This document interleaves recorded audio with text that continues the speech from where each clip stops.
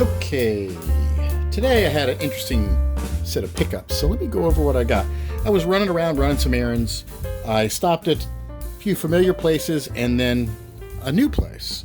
So first off, I went to my normal thrift store and I found this guy. Now, this is a cornbread pan, right? And because of the hole, we know that this is a Lodge, because the BSR ones have the hole filled in. The reason why, and I paid $13 for it, which is basically kind of retail, you know. But the reason why I was interested in it is it's an early Lodge. You see it says 8. It doesn't say CB or cornbread pan or whatever. There's a mold mark of D and an 8. So this is an early Lodge, maybe one of the very first versions they did. So I've got a late version and then a very early BSR, and at some point I think I'm going to do like a cornbread cook-off using these pans, try to season them all the same and see which ones actually work the best.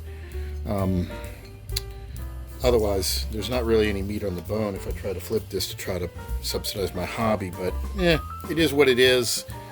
I thought it was a cool little pan, and it's an old Lodge, so I'm looking forward to comparing it to some of the other ones that I've got and just seeing how different the subtle variations are. Also, I saw this neat little trivet. Look at this thing, gold. Obviously, I paid $2.99 for it. And what got me was on the underside, it says copyright 1950, and then it says Colonial Westburg Siphon or something. I don't know, but it's an interesting, I haven't done any research at all on it, but it's almost 75 years old, so that's kind of cool. It's very pretty. I don't know if there's an initial in there or a monogram or what, but it's really, really a pretty little trivet. And I've started if I come across these really cheaply, I'll grab them. And this is an old one, so it looks to be in really nice condition. So I got that. I know some people collect these. Is this a pretty rare one? I don't know. Y'all tell me what you know about this. I haven't done any research at all. Okay, so these two pieces, I was driving along Airline Highway, and I was way out in the middle of nowhere heading to St. Rose to pick up something at a shipping logistics company. And I saw like a flea market stop, so I just turned around and parked and poked my head in. All the usual stuff. There was a bunch of cast iron in there, maybe about 7 or 8 pans and stuff, but they were all Asian. So as soon as I saw that, I said, oh, somebody's come through and grabbed anything that was good. And then as I was leaving, I saw behind the counter, there was this little stack of cookware, and this stuff was among them. There was this big Dutch oven. There was this pan here. There was a smaller Dutch oven. There was a Wagner 1891, square pan that had the ridges on it, the grill things. And there was a very old gate marked like saucepan with that hollow handle. I got 2 of those already. I don't really know what I could do with them. They're pretty neat, but they don't seem to be very collectible. So anyway, I asked, what are you interested, what do you want for any of these? And the lady said she wanted 100 for this. And I'm like, yeah, well, that's just not in my ballpark. And I offered 20 for this thing over here and 40 for this. And then I think I went up to 70, and we got to talking, and now I'm, I'm sharing my YouTube channel. I'm like, hey, here's what I do. I'm not really in the business of trying to make this as a living or making money off of it. I'm collecting them and doing a little video series, and make me a deal. I'll put it on there, and you can follow. I'll run around and I'll ask people to subscribe while so I have to really be honest, right? I can't be lying to anybody. Not that I would lie to anybody, but anyway, so she's looking this stuff up, and she didn't even know what it was. And I said, well, this is, I think, if I recall, this is probably a BSR. I hope it is, but this is what to me kind of gave it away. And so she looked it up, and she started seeing some prices, and we went back and forth on this. My feeling is that this is a BSR, but I'm not used to this lid. Usually they've got the tabs or the things, so I'm not sure, but I think this I could be wrong. I could clean it up and it could say Taiwan right there, and then I really kind of... But it's a nice, big Dutch oven. I have not done well with these recently. I got another big one at that Gretna yard sale, and it was super pitted. It looked smooth like this until I stripped the seasoning, and I realized that it had been seasoned over deep pitting. So this one looks to be relatively clean. I'm pretty sure it's not going to sit flat. I'm looking at the bottom. But a nice size Dutch oven. Is there much of a market for it? I don't know. So I paid $80 for both of these two pieces. That's much more than I really wanted to pay. I thought offering 60 or 70 was pretty generous, especially since my track record has been kind of hit and miss. I certainly know this is probably not anything super valuable, but I was in a good mood, so I said okay. And I don't even know if this lid goes with this, but it does seem to fit. So I'll restore it, and we'll see what comes of this. If you have any more, I'm still doing more research on these Dutch ovens. There seems to be a lot less information about the Dutch ovens than there is about the skillets and stuff. So this piece over here really piqued my curiosity. Obviously, it's a hammered piece, which is kind of cool. Only hammered piece I have is a little tiny ashtray. I know that these hammered pieces could be highly collectible, but this one is apparently plated. And from what I can see, the plating is not all there. Now, I was going back and forth with this woman. She seems to think that's seasoning and there's plating underneath it. I don't think so. I think if I clean this up, it's going to look probably partially plated and partially not plated, which from my research seems to indicate that it's not going to be hardly collectible or worth a whole lot. These hammered pans are great if they're perfect. You know, this would probably be worth more if it wasn't plated, right?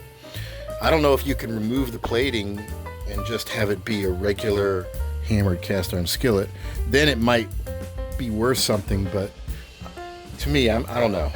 But I wanted to get one of these plated pans to see what would happen. I don't know if I put it in the E-tank, if the E-tank will strip the plating off of it. It might. I'm talking about eventually having some place where I can put some stuff out so that I can just sell it at a little modest price so I can kind of recoup my money, which doesn't take into account how much work it does to restore them. But, you know, I want to try to subsidize my hobby. That's the thing. What do you think? Is there an actual finish there, or is this just gone all right there? All right, we have the BSR number 12 Dutch oven lid out of the E-tank, and I just finished scrubbing it. And I've done a little bit of research on this, and here's what I have found out. This is obviously a BSR Dutch oven. It's a number 12, as we know. Is this lid original? Yes, it is. They made several different styles of lids. The more common ones were the loop thing, but they also made these screw-on ones that you see here.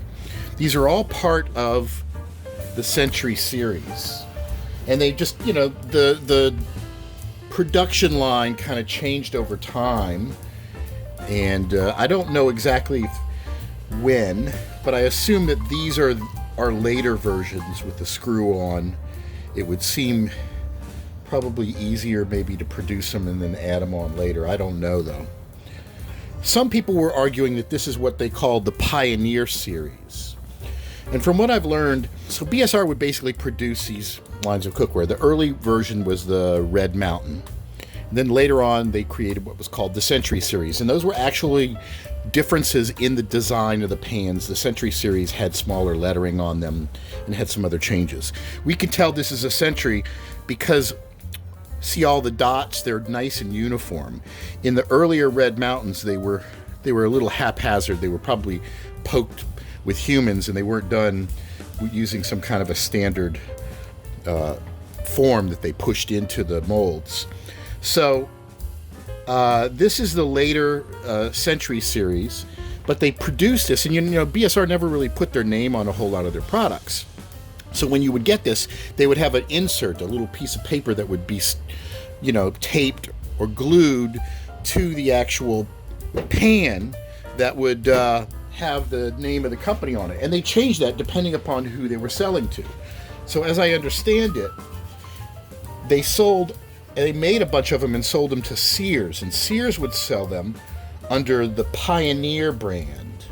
They also sold them under another brand called Atlanta Stove Works and various other brands. And Century was a brand too that they would operate under. So depending upon who they sold the stuff to wholesale, these things would have different labels on them, but they often were basically still the same pieces. Over time, some of the designs changed, like some of the handles changed form and stuff like that.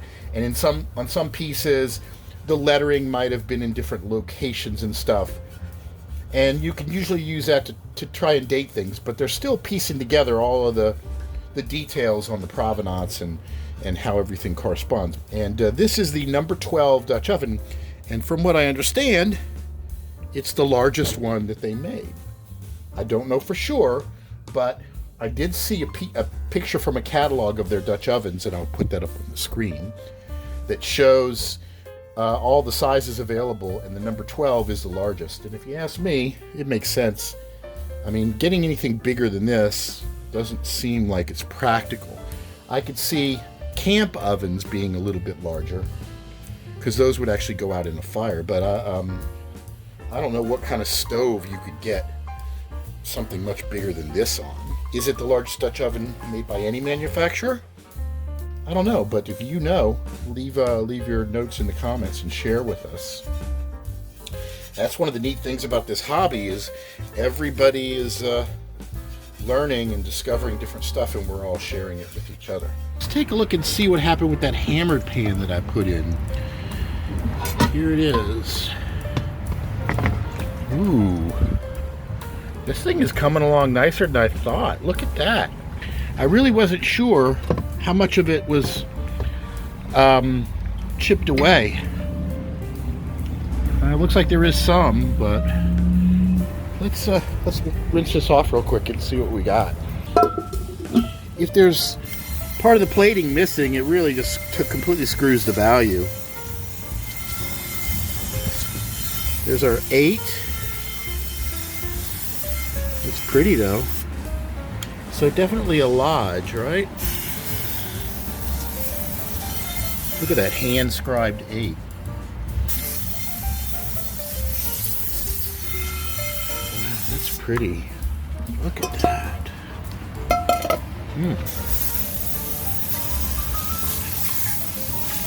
Guess that I'll keep it in here a little bit longer.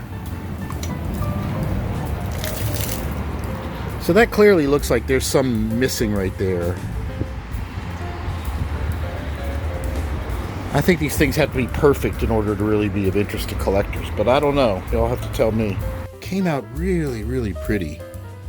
I'd like to find out how easy it is to clean this without damaging the finish. But the lye tank definitely did a good job. And I assume this is nickel plated because of the yellowish silvery tone to it. It just looks more like a nickel plate, especially right here. This is kind of what I figured, almost a kind of a gold silvery look to it. So the inside, we clearly have nickel that comes down and then just kind of disappears on this bottom half. My inclination would be to season the inside of it and leave the outside alone to just mitigate any damage. Or maybe I should do some more research. What do you think? What would you do with this? How much more can it be cleaned up? I don't even know what the value of it is. I know that these hammered pans are pretty sought after, but my luck with the coated ones, whether they're, enamel coated or whatever, is unless they're perfect, nobody kind of wants them. If there's even the slightest chip on them, they're not appealing to the collector market. The only exception is if it's a super rare piece and somebody needs to complete their collection. But of course, even then, they're always going to replace that one with a nicer one if they find it. Now, let's take a look at the number 12 here that I picked up. Lid looks beautiful. They had a couple different variations of this lid. This is one of them. The inside is really nice and smooth. So this one actually looks and came out really quite nice. I may put a few more coats of seasoning on it, but it did come out pretty good. But again, I wasn't sure until I got into it. It's entirely possible this could have ended up just like that. You just don't know until you get the seasoning off. That's one of the risks that we take when we try to restore these things. You just never know. You're going to get a nice one, or you're going to get the moon pan. I want to thank everybody for tuning in and enjoying the video series and supporting me thus far by subscribing and clicking like and all of that. And if you want to catch me on TikTok, sometimes I have previews of what I'm working on that I haven't published lately. That's at TikTok/@WisdomStudio. And if you're on Facebook, look up the group Vintage Cast Iron Hunting, Restoration, Identification, and Sales. And until next time.